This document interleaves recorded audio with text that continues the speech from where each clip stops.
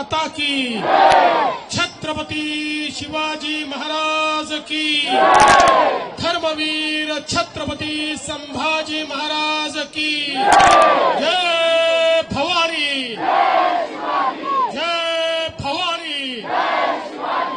माझ्यासोबत एकदा म्हणायचं आहे, सुन ले बेटा पाकिस्तान, बाप है तेरा हिंदुस्तान। सुन ले बेटा पाकिस्तान, बाप है तेरा हिंदुस्तान। सुन ले बेटा पाकिस्तान, बाप है तेरा हिंदुस्तान। सुन ले बेटा पाकिस्तान, बाप है तेरा हिंदुस्तान। आज तिरंगा यात्रेच्या निमित्ताने सर्वप्रथम हिंदवी स्वराज्याचे सरसंस्थापक छत्रपती शिवरायांना मानाचा मुजरा करतो। भारतीय राज्यघटनेचे शिल्पकार भारतरत्न डॉक्टर बाबासाहेब आंबेडकर यांना मानवंदना अर्पित करतो। आणि ज्यांच्याबद्दल असं म्हटलं गेलं, देश धर्म पर मिटने वाला शेर शिवा का छावा था, महापराक्रमी परम प्रतापी एक ही शंभू राजा था, असे छत्रपती संभाजीराजे यांच्या जयंतीच्या निमित्ताने त्यांनाही नमन करतो। आणि आज तिरंगा यात्रेच्या निमित्ताने मंचावर उपस्थित असलेले आपल्या महाराष्ट्राचे उपमुख्यमंत्री माननीय एकनाथराव शिंदेजी, सुप्रसिद्ध कवी लेखक मनोज मुंतशिर शुक्लाजी, आशिष शेलारजी, रवींद्र चव्हाणजी, पंकजाताई मुंडे, मंगल प्रभात लोढा, प्रवीण दरेकरजी, संजय उपाध्यायजी, मिहिर कोटेचाजी, सुनील राणेजी, अतुल भातकळकरजी, पराग शहाजी, अमित साटमजी, चित्राताई वाघ, विद्याताई ठाकूर, गोपाल शेट्टीजी, पवन त्रिपाठीजी, विशेष रूपाने मंचावर उपस्थित असलेले कॅप्टन शंकर कदम, सुभेदार किसन कदम, श्री विजय जगताप, पोपटराव दाते, 90 वर्षाचे तरुण ज्यांनी 3 युद्धामध्ये भाग घेतला, ते सदानंदजी चिखले, हवालदार शंकर कुंभार, संजय निकम, या ठिकाणी विशेष रूपाने उपस्थित असलेल्या आमच्या स्काउटच्या सर्व या ठिकाणी कॅडेट्स आणि उपस्थित सर्व माझ्या भगिनी आणि बंधूंनो, आज तिरंगा यात्रेच्या माध्यमातून आमच्या देशाच्या सैन्य दलाच्या प्रती आमचे धन्यवाद देण्याकरता, त्यांच्या प्रती आभार मानण्याकरता आम्ही सगळे लोक या ठिकाणी एकत्रित झालो। ऑपरेशन सिंदूरच्या माध्यमातून भारतीय सेनेने दाखवून दिलं, हमें कोई झुका नहीं सकता, हम न झुकेंगे, न रुकेंगे, न बिकेंगे, न थकेंगे। अशा प्रकारे भारतीय सेनेची ताकद काय आहे, ही ताकद आपल्याला ऑपरेशन सिंदूरच्या माध्यमातून पाहायला मिळाली। पहलगाममध्ये आमच्या 27 बांधवांना ज्या बर्बरतेनं मारण्यात आलं, धर्म विचारून मारण्यात आलं, कुटुंबासमोर मारण्यात आलं, बायकोसमोर नवऱ्याला मारलं, मुलांसमोर बापाला मारलं, अशा प्रकारचं बर्बरतापूर्ण हत्याकांड या भारताच्या नव्हे तर जगाच्या इतिहासात अलीकडच्या काळात आपल्याला पाहायला मिळालं नव्हतं।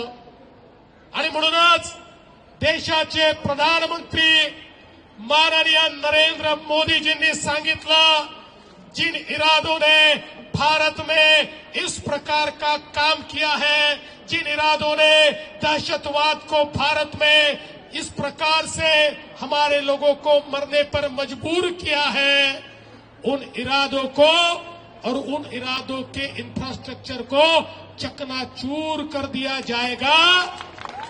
आणि आपल्या माननीय प्रधानमंत्री मोदीजींच्या नेतृत्वाखाली भारतीय सैन्याने ऑपरेशन सिंदूर हे लॉन्च केलं।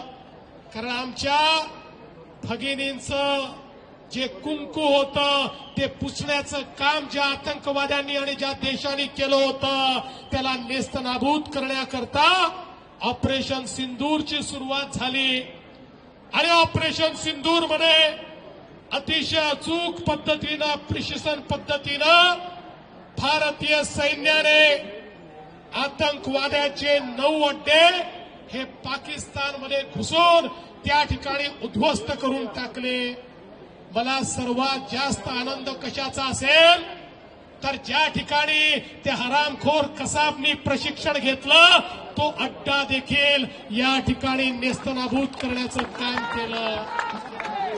आणि एवढंच नाही तर आपल्या मुंबईचे अपराधी असलेले मसूद अझहर असेल, त्या ठिकाणी अबू जिंदाल असेल, त्यांनाही ठोकण्याचं काम या ठिकाणी आपल्या सैन्याने केलं.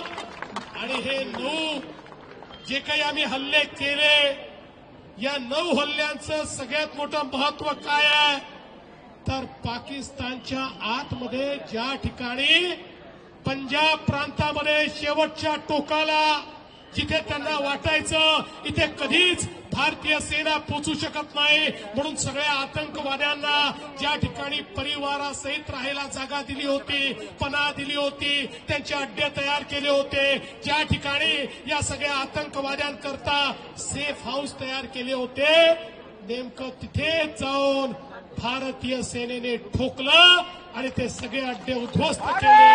आणि पाकिस्तानला हे दाखवून दिलं अरे तुम कहीं पर भी छुपोगे हम घुसकर मारेंगे, हम तुमको छोड़ने वाले नहीं है. हे या ठिकाणी भारतीय सेनेने दाखवून दिलं. आणि त्याच्यानंतर पाकिस्तानने भारतावर हल्ला करण्याचा प्रयत्न केला.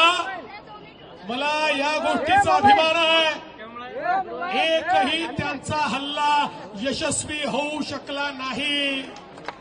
त्यांनी मोठ्या प्रमाणात मिसाईलचा वापर केला. त्यांचे सगळे मिसाईल हवेमध्येच भारतीय सेनेने उडवून दिले. त्यांनी ड्रोनचा वापर करायचा प्रयत्न केला. एकही त्यांचा ड्रोन हल्ला यशस्वी होऊ शकला नाही. त्यांनी F-16चा वापर करायचा प्रयत्न केला. त्यांचे F-16 पाडण्याचं काम हे आमच्या डिफेन्स सिस्टीमनी केलं. भारताने हे दाखवून दिलं आमची डिफेन्स सिस्टीम इतकी मजबूत आहे की त्याच्यामध्ये घुसण्याची ताकद पाकिस्तानची नाही. एकही हल्ला पाकिस्तान भारतावरचा यशस्वीपणे करू शकला नाही. पण ज्यावेळी त्यांनी हल्ला केला त्यावेळी त्याचा जबाब देण्याकरता भारताने जेव्हा जवाबी हल्ला त्यांच्या सैनिकी तळांवर केला, पाकिस्तान घाबरला. पाकिस्तानला भारताची कॅपेबिलिटी माहिती नव्हती. ब्रह्मोसची ताकद ही पाकिस्तानला माहिती नव्हती. ज्यावेळी त्यांचं एक सैनिकी तळ उद्ध्वस्त झालं त्यावेळी हाच पाकिस्तान जगाच्या पाठीशी सगळ्या देशांकडे गेला. आता युद्धबंदी करा, आता मध्यस्थी करा, आता युद्धबंदी करा, आता मध्यस्थी करा. भारताने सांगितलं पाकिस्तानला युद्धबंदी करायची असेल त्यांनी आमच्या पुढे गुडघे टेकावे. त्यांच्या सैनिकी अधिकाऱ्यांनी आम्हाला फोन करून त्या ठिकाणी विनंती करावी तर आम्ही युद्धबंदी करू. आणि पाकिस्तानच्या सेनेला आपल्याला फोन करून विनंती करावी लागली. त्यानंतर ही युद्धबंदी झाली. बंधू भगिनींनो, भारतीय सेनेची जी ताकद आहे ही ताकद पहिल्यांदाच आपल्याला पाहायला मिळाली, जगाला पाहायला मिळाली. भारतीय सेना आता अभेद्य आहे हे देखील आपल्याला पाहायला मिळालं. अशी आपली सेना आणि त्या सेनेच्या पाठीशी खंबीरपणे उभे असलेले भारताचे प्रधानमंत्री माननीय नरेंद्र मोदीजी, याच्यामुळे भारताची ताकद आपल्याला समजली. आणि म्हणूनच आज ही तिरंगा यात्रा आपल्या सैनिकांना मान देण्याकरता, आपल्या शहीदांना मानवंदना देण्याकरता आणि भारताची ताकद ही जगाला दाखवण्याकरता आपण या ठिकाणी काढलेली आहे. मला विश्वास आहे भारताचा तिरंगा असाच फडकत राहील, या तिरंग्याला असाच सन्मान मिळत राहील. आणि म्हणून सर्व सैनिकांचं मनापासून अभिनंदन करतो आणि माझं बोलणं संपवतो. जय हिंद, जय महाराष्ट्र. भारत माता की. लोकशाही मराठी ऐका, पहा, जागरूक रहा.